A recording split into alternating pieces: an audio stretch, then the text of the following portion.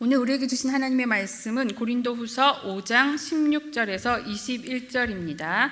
고린도후서 5장 16절에서 21절입니다. 신약성경 291면에 있습니다. 함께 교독하시겠습니다. 고린도후서 5장 16절에서 21절입니다. 그러므로 우리가 이제부터는 어떤 사람도 육신을 따라 알지 아니하노라. 비록 우리가 그리스도도 육신을 따라 알았으나 이제부터는 그같이 알지 아니하노라.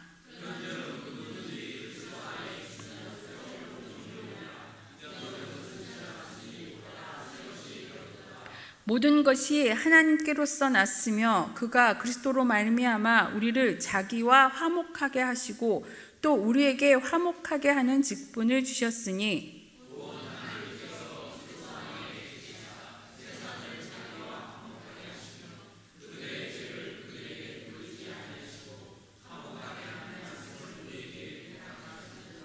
그러므로 우리가 그리스도를 대신하여 사신이 되어 하나님이 우리를 통하여 너희를 권면하시는 것 같이 그리스도를 대신하여 간청하노니 너희는 하나님과 화목하라. 하나님이 죄를 알지도 못하신 이를 우리를 대신하여 죄로 삼으신 것은 우리로 하여금 그 안에서 하나님의 의가 되게 하려 하심이니라. 아멘. 지금 따뜻한 봄이 되었죠. 봄이 되면은 예쁜 꽃들이 많이 펴 있습니다. 벚꽃도 지금 많이 펴서 이제 꽃 구경을 많이 가셔야 되겠죠. 근데 다음 주에 고난주간이라 고난주간이 지나서 꽃을 보러 다녀가셔야 되겠죠. 근데 비가 옵니다. 벚꽃이 떨어질 수도 있을 것 같습니다. 봄이 돼서 꽃이 피면은 나비가 휘황찬란한 날개를 달고 날아다닙니다. 그 나비는 날개의 빛을 가만히 보면 참 아름답고 곱지 않습니까? 근데 그 나비가 처음부터 그렇게 아름다운 날개를 가지고 있지 않습니다. 처음에는 알이 되어서 알이 지나 애벌레가 되고 애벌레가 되어서 번데기가 되고 번데기를 지나서 이제 예쁜 나비가 됩니다. 애벌레 시기에 허물을 벗기까지는 그 탈바꿈의 과정을 4번 정도 거쳐야 합니다. 또 한 번 허물을 벗을 때마다 애벌레는 몸도 변하고 또 색도 달라지고 무늬마저 바뀌게 됩니다. 허물을 다 벗고 난 뒤에는 또 딱딱한 번데기가 됩니다. 번데기는 아무것도 먹지 않고 또 나비가 되기 위해서 참고 기다립니다. 그리고는 고치를 뚫고 나와 젖어 있는 몸을 말리면 그 다음에 예쁜 나비가 됩니다. 나비가 된 후에는 더 이상 애벌레나 고치가 되지 않습니다. 예쁜 나비가 됩니다. 애벌레도 중요하고 알도 중요하고 번데기도 중요하지만 그것을 다 거쳐서 나비가 되면은 이제부터는 훨훨 날아다닐 수 있는 멋진 나비가 되는 것입니다. 그거와 같이 오늘 본문 말씀에 애벌레가 탈바꿈하여서 나비로 살아가듯이 바울은 그리스도 안에서 새로운 피조물로 탈바꿈하여 살아가는 그리스도인에 대해서 말하고 있습니다. 이에 본문을 좀 더 자세히 살펴보면서 새로운 존재가 살아가는 그리스도인에 대해서 한번 살펴보기로 하겠습니다. 오늘 읽은 말씀 16절을 보겠습니다. 함께 읽겠습니다. 시작. 그러므로 우리가 이제부터는 또 육신을 따라 알지 아니하노라. 비록 우리가 그리스도도 육신을 따라 알았으나 이제부터는 그같이 아니하노라. 여기서 이제부터라는 것은 예수 그리스도께서 모든 사람을 위하여 죽으시고 부활하신 것을 깨닫고 난 후부터를 의미합니다. 예전에는 그리스도를 여기서 말씀했듯이 육체적 신분으로 해석해서 나사렛 동네에서 태어나신 예수님, 또 목수의 아들이신 예수님으로 알고 있었는데 예수님이 우리를 위해서 십자가에 달려 돌아가신 하고 부활하신 하나님의 아들이라는 그 예수님에 대해서 알고 난 후부터라는 것입니다. 그 후부터는 육신을 따라 알았으나 이제부터는 그같이 육신을 알지 아니하고 우리를 위해서 대속하여 돌아가신 예수님으로 알고 있다는 그 말씀입니다. 그런즉 17절 말씀에 그런즉 누구든지 그리스도 안에 있으면 새로운 피조물이라 이전 것은 지나갔으니 보라 새 것이 되었도다. 그렇다면 여기서 그리스도 안에 거한다는 것은 어떤 것일까요? 바울에게 있어서 이 표현은 그리스도와 영적 연합을 한다는 것을 의미합니다. 이 연합의 비밀에 대해서 사도 요한은 포도나무와 가지에 비유했습니다. 말씀에 요한복음 15장 5절 말씀 다 아시는 말씀인데 함께 봉독하겠습니다. 시작. 나는 포도나무요 너희는 가지라. 그가 내 안에 내가 그 안에 거하면 사람이 열매를 많이 맺나니 나를 떠나서는 너희가 아무것도 할 수 없습니다. 포도나무요 가지로 영적인 그리스도와 영적인 연합을 한 다음에는 우리는 그리스도 안에 거한다는 것입니다. 근데 만일 모든 사람이 다 새로운 피조물로 거듭나는 것이 아니고 어떻게 해야 되죠? 그리스도 안에 거하는 자만이 새로운 피조물이 된다는 것입니다. 근데 그 새로운 피조물은 처음에 우리가 하나님이 창조하신 창조물이었다가 다시 한번 새롭게 창조물로 거듭난다는 것입니다. 어느 누구든지 그리스도와 영적인 교제를 갖게 되었을 때 그에게는 근데 그리스도로 말미암는 새로운 창조 행위가 일어나서 새로운 존재를 임을 깨닫게 되었다는 것입니다. 그런데 그냥 되는 것이 아니고 그리스도 안에서 그리스도로 말미암아서 된다는 것입니다. 그리스도의 죽음을 자신의 죽음으로 받아들여서 그리스도와 영적인 연합을 이루면은 우리는 새로운 피조물인 것을 깨닫게 됩니다. 이전 것은 지나갔으니 보라 새 것이 되었도다. 다시 말하면 그리스도 안에 거하면 애벌레가 나비가 되듯이 거듭나서 새로운 창조물이 된 것입니다. 옛 것을 모두 벗어버리고 새 사람이 되었다는 말입니다. 예전에 청년 시절에 개척교회 다닐 때에 청년부에서 그러니까 누나의 권유로 이제 교회에 오게 되신 분을 보게 되었습니다. 그때는 같은 청년부 청년이었는데 예전에는 술과 담배도 다 하고 또 그리고 회사에서 그냥 평범하게 생활을 하다가 누나의 권유로 이제 부흥회에 참석하게 되었습니다. 근데 그 부흥회에서 은혜를 받고 거듭났습니다. 그래서 은혜를 받고 하나님을 영접하는 그런 단계를 거치게 되었는데요. 그렇게 어렵던 술과 담배를 어느 순간에 갑자기 냄새도 맡기 싫어지게 담배를 끊게 되었다고 합니다. 그리고 그분은 교회에 나오시게 되었는데 그곳에서 청년부에 나오셔서 또 자매도 예쁜 자매도 만나서 결혼도 하시고 근데 또 너무 은혜를 많이 받으셔서 너무 거듭을 많이 나셔서 교회 안으로 들어와서 사시다가 또 신학도 하시고 목회 길까지 걷게 되셨습니다. 예전 것은 다 버리고 완전히 탈바꿈하여서 새로운 삶을 사시게 되었던 것입니다. 여러분도 새롭게 거듭나는 삶을 살고 싶지 않으십니까? 근데 이미 예전에 거듭나서 아마 새로운 삶을 살고 계실 것입니다. 하지만 그것이 한 번에 거쳐서 계속 그 새로운 삶으로 살기보다는 오래전에 그런 새로운 삶을 살았다면은 그 믿음이 굳어져서 그 굳어진 상태로 계속 갈 수도 있습니다. 계속 거듭나서 새로운 삶을 살아야 되는 것입니다. 근데 누구로 말미암아? 예수 그리스도로 말미암아 우리는 거듭난 삶을 살아야 된다는 것입니다. 포도나무에 가지가 붙어 있듯이 예수님 안에 붙잡혀서 사시도록 노력하시기를 바랍니다. 예배하는 자리, 기도하는 자리에 거하시도록 애쓰고 노력하시면서 예수님 안에 거하시는 삶을 살아갈 수 있으시기를 바랍니다.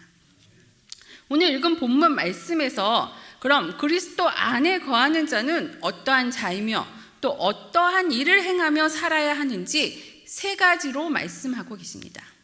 첫 번째로는 그리스도 안에 거하는 자는 하나님과 화목하게 하셨습니다. 18절 말씀을 함께 봉독하시겠습니다. 시작. 모든 것이 하나님께로서 나았으며 그가 그리스도로 말미암아 우리를 자기와 화목하게 하시고 주셨으니 인간이 하나님께 범죄함으로 하나님과 인간의 그 사이에 죄라는 그것이 가로막혀 있었습니다. 그 담으로 인하여서 하나님과 인간이 화목하게 살지 못하는 상황이 많이 되었습니다.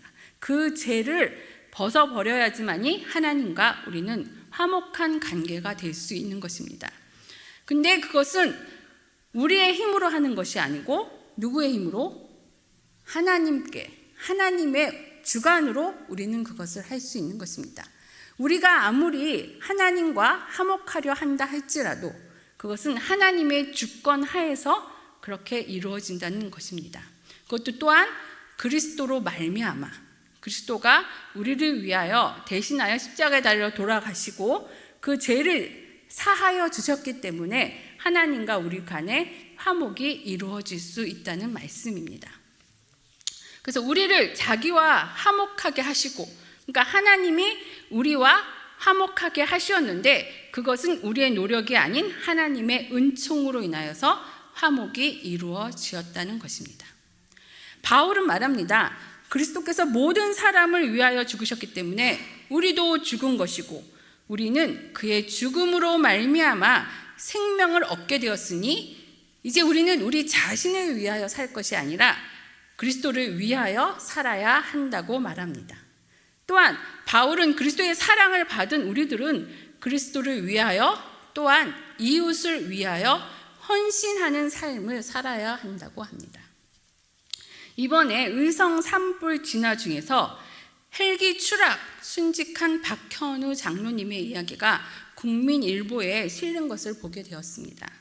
그분은 산불 지원으로 나가시면서 담임 목사님에게 카톡으로 지금 기상 상태가 불량해서 지상 대기 중입니다. 기도 부탁드립니다. 라고 기도를 부탁하시고 가셨다고 합니다. 그래서 교인들이 함께 기도를 했습니다. 근데 박 장로님은 김포 수정교회 1호 장로님이셨으며 또 2022년에 명예 장로가 될 때까지 교회 재정을 위해 헌신하셨다고 합니다.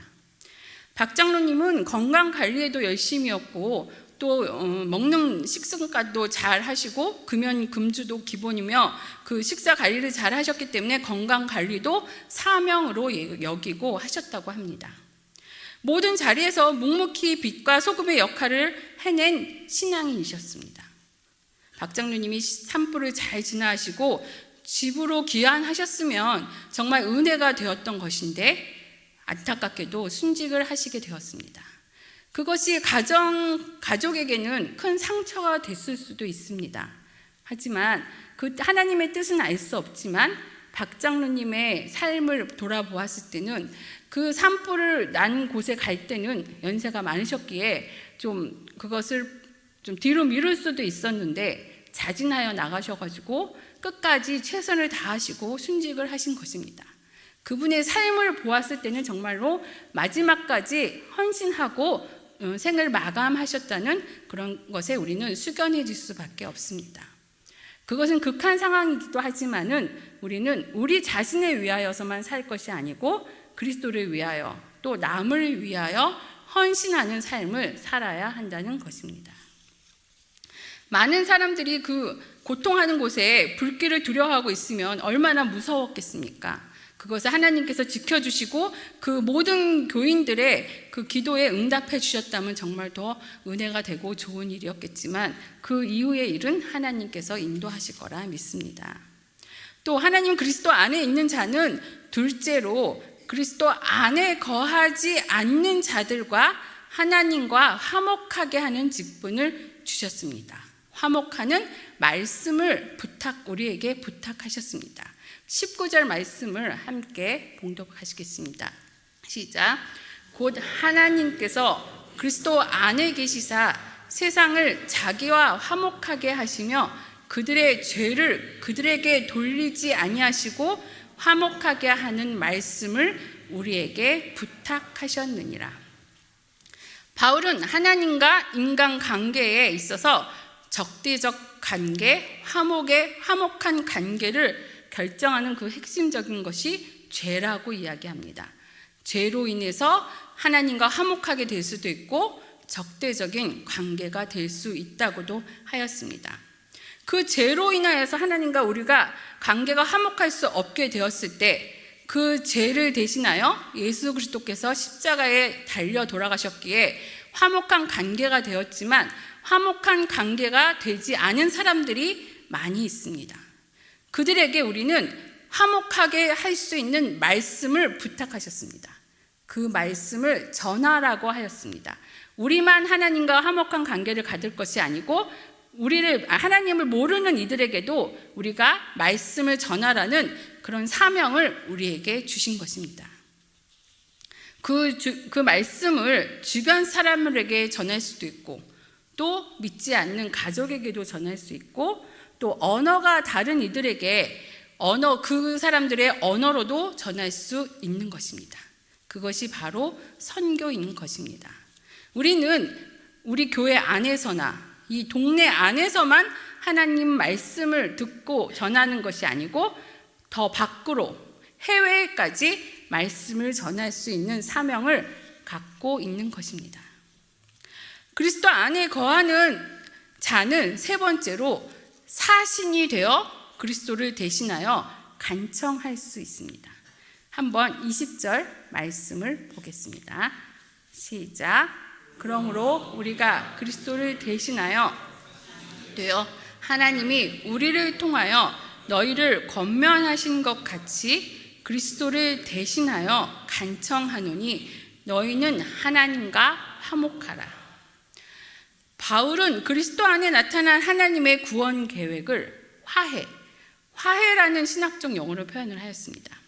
또한 하나님과의 화해를 경험한 자에게 맡겨진 그 화해의 직분에 관하여도 밝히고 있습니다.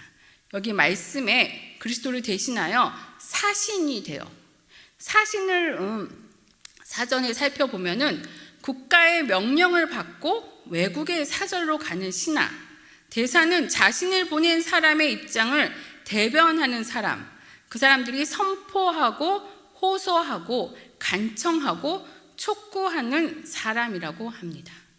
우리에게 사신의 직분을 맡기셨다고 합니다. 우리가 하나님의 말씀을 예수 그리스도의 그 복음을 우리가 대신하여 선포하고 호소하고 전하라고 말씀하셨습니다. 하나님과 그리스도와 우리가 화해의 사신으로 된 것은 정말로 귀한 것이 아닙니까? 대사관들이나 사신이 아니고 우리 자신들도 교인분 여러분들 모두도 사신이라는 직분을 하나님께서 주신 것입니다. 그 사신의 직분을 감당하실 수 있는 여러분들이 되시기를 바랍니다. 이 말씀을 바탕으로 삶에 적용을 해볼 수 있습니다. 여러분이 속한 교회나 공동체에 분란이 일어나거나 다툼이 일어나는 경우가 많이 있습니다. 우리는 우리 일이 아니기에 신경 쓸 필요가 없다고 생각할 수도 있습니다.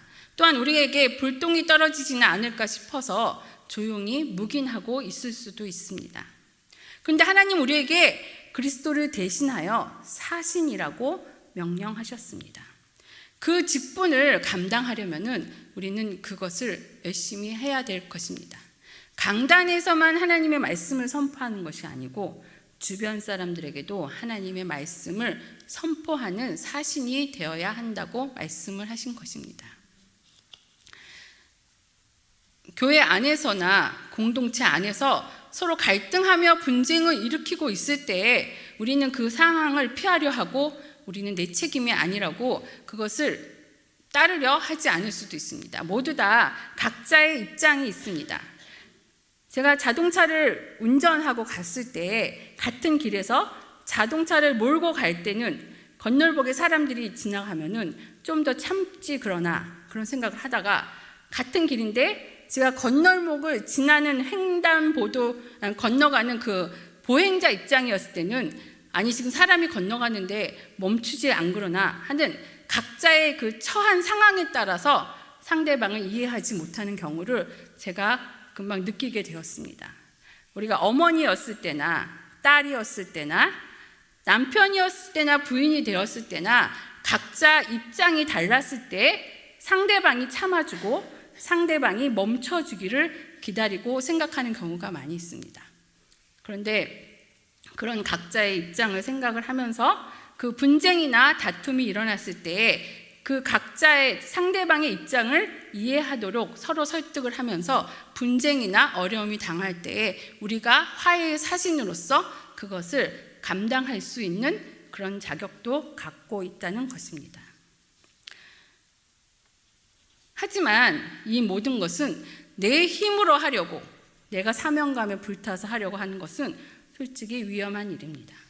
하나님께 의탁해야 하는 것입니다. 하나님께 주시는 지혜를 가지고 모든 사람이 화평하게 지낼 수 있도록 할 수 있는 그런 의무감도 가져야 하는 것입니다. 이 세상 살아가기가 쉽지는 않습니다. 어느 곳에서든 내 마음을 마음껏 터놓고 이야기할 상대가 있지 않습니다. 여기저기에 분쟁이 일어나는 일들이 많습니다. 우리 또한 한 일원이 되기도 합니다. 우리는 근데 모든 사람과 화목해야 합니다. 원수와도 화목해야 한다고 하나님은 말씀하십니다. 그러기 위해서는 하나님과 먼저 화목해야 하는 것입니다. 하나님과 화목한 관계를 가지고 사람들과 화목할 수 있는 믿음을 가질 수 있기를 바랍니다. 당파와 시기, 질투로 인해서 분열되어 있으며 또한 거짓 사도들의 잘못된 가르침에 미혹된 고린도 교인들이 화목한 관계로 돌아갈 수 있는 길은 오직 하나님과 화목에 의해서라고 합니다. 따라서 바울은 복음을 가지고 복음의 본질을 통하여서 고린도 교인들이 화목할 수 있도록 노력하였습니다. 그렇다면 하나님과 화목하는 길은 어떤 것이 있을까요? 그것을 세 가지로 또 잠깐 살펴보면은 먼저 하나님과 화목을 깨트리는 것이 무엇인지 한번 살펴보아야 할 것입니다. 나의 욕심이나 교만이나 무지나 고집, 착각 등으로 인하여서 하나님과 화목하지 못하고 있는지 한번 살펴보아야 할 것입니다. 또한 둘째로는 화목의 길을 열어놓으신 예수 그리스도와 그 길인 십자가를 바라보면서 그 길을 따라가야 합니다. 셋째로는 성령이 충만하여서 성령의 인도를 따라서 살아야 그 길을 바로 갈 수 있습니다. 성령의 인도에 따라 가려면은 우리가 성령 충만해야 되겠죠. 하지만 일상생활을 하면서 그렇게 늘 성령 충만함을 갖기는 쉽지 않습니다. 기도의 자리에 있으려고 노력을 해야 하며 우리가 말씀으로 묵상하면서도 성령의 충만함을 채울 수 있도록 노력할 수 있어야 하는 것입니다. 우리도 하나님과 화목하기 위하여서 복음의 본질을 많은 사람들에게 전해야 하고 또 성령을 통하여서 그 일할 수 있도록 은혜의 자리를 많이 준비하고 그 자리에 우리가 참여해야 한다는 것은 우리는 알 수 있는 이야기인 것입니다. 오늘 읽은 이 말씀 21절 말씀을 한번 다 같이 봉독하겠습니다. 시작. 하나님이 죄를 알지도 못하고 우리를 대신하여 죄로 삼으신 것은 우리로 하여금 그 안에서 하나님의 의가 되게 하려 하심이라. 의인 사상, 화해 개념이 있습니다. 이것은 분리되지 않습니다. 같은 의미인 것입니다. 죄인이 하나님께로부터 의롭다 인정받는 것은 곧 하나님과 화해한다는 것을 의미합니다. 두 개념 모두 그리스도의 십자가와 부활에 근거한 것입니다. 하나님께서는 그리스도 안에서 세상을 자기와 화목하게 하셨고 그리스도를 따르는 자들에게 화해의 직분을 주셨다고 말씀하십니다. 그러므로 화해의 직분을 맡은 자들은 하나님의 의의 실현에 참여하는 자들인 것입니다. 우리는 오늘 새로운 피조물인 그리스도인에 대해서 다시 한번 생각해 보았습니다. 우리가 그리스도인이라 할 때 그 의미는 단순히 개인적인 차원에서만이 아니고 전체적인 차원으로 그 말씀을 전해야 한다는 것입니다. 근데 그것이 우리의 구원됨만을 위한 것이 아니고 자신을 위하여 사는 것이 아니라 그리스도를 증거하는 자들로서 살아가야 할 사명이 있음을 우리는 명심해야 할 것입니다. 하나님 나라를 위하여 하나님과 화목한 자, 화평케 하는 자로 살아갈 수 있는 저와 여러분이 되기를 간절히 소망합니다.